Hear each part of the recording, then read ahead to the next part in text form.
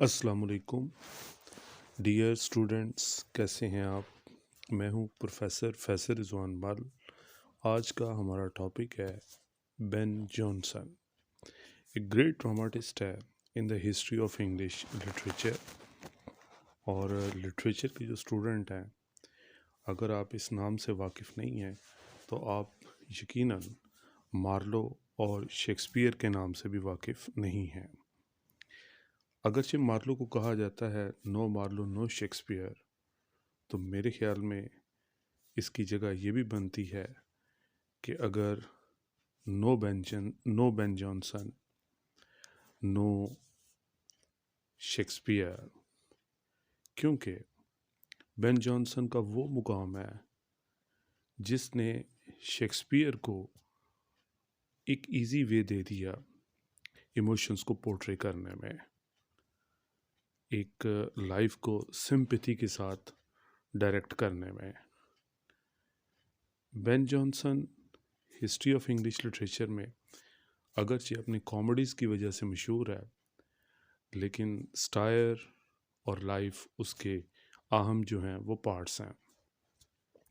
अगर हम इसको देखें एज एन ऑथर, तो ये एक ह्यूमरिस्ट भी है, ये क्लासिस्ट भी है, मॉरलिस्ट भी है, रिफॉर्मर भी है, सैटरिस्ट भी है, आयरॉनिक भी है, रियलिस्ट भी है, ह्यूमन नेचर को डिपिक्ट करने वाला भी है, और डार्कर साइड्स जो हैं इंसान के, उनको ये प्रेजेंट भी करता है अपने प्लेस के अंदर जो है।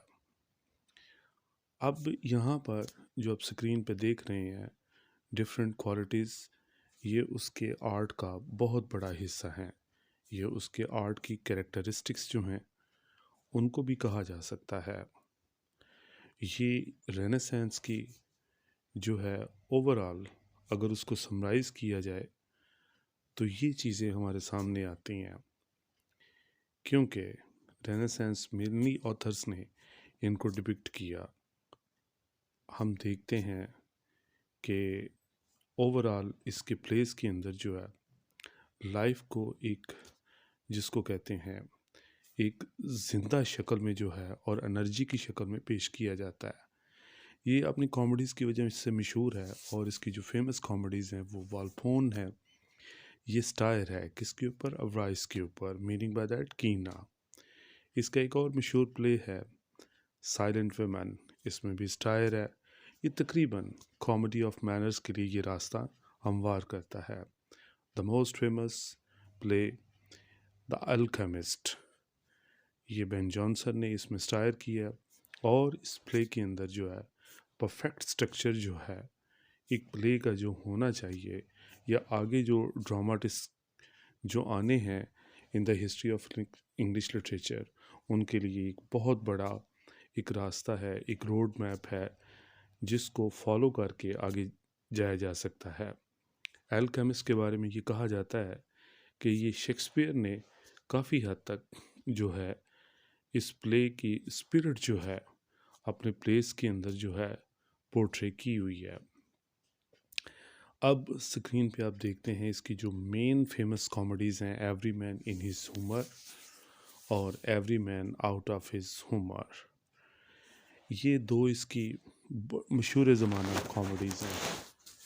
डियर्स, इस प्ले के अंदर every man in his humour के अंदर शेक्सपियर ने बतौर एक कैरेक्टर भी काम किया है, चूँकि वो एक एक्टर भी था। शेक्सपियर जो है अपनी एज में, अगरचे वो एक बहुत बड़ा ड्रामाटिस्ट था, लेकिन जो है ये समझें कि जो शेक्सपियर की जो एज रेपुटेशन है ऑन द स्टेज जो है, वो every man in his humour में वर्क करने की वजह से उसको मिली। और इसी की बुनियाद पे वो जो उसका प्ले है शेक्सपियर का ट्वेल्थ नाइट, उसके अंदर जो है उसने अपने आप को डिपिक्ट किया स्टेज के ऊपर ही। कहा जाता है कि बेन जॉनसन के प्लेस ये जो दोनों हैं, अगर इन दोनों को उसके वर्क्स में से निकाल दिया जाए तो बेन जॉनसन के ऊपर बात नहीं की जा सकती। बिल्कुल ठीक है, ऐसे ही जैसे थॉमस ये जो किड है उसकी अगर हम जो है वो ट्रेजेडी को, थॉमस किड की जो ट्रेजेडी है, स्पेनिश ट्रेजेडी, उसको निकाल दिया जाए।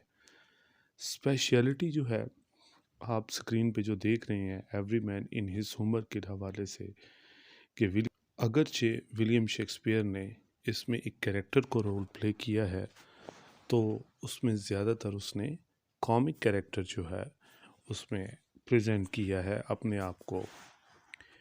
शेक्सपियर के बारे में अगरचे जो है बेन जॉनसन जो है उसकी राय जो होती थी वो बड़ी ज़बरदस्त होती थी और वो किसी हद तक जो है शेक्सपियर के आर्ट को जो है एक इंटेलेक्चुअल पैरामीटर के हिसाब से उस पर खुल कर डिबेट करता था।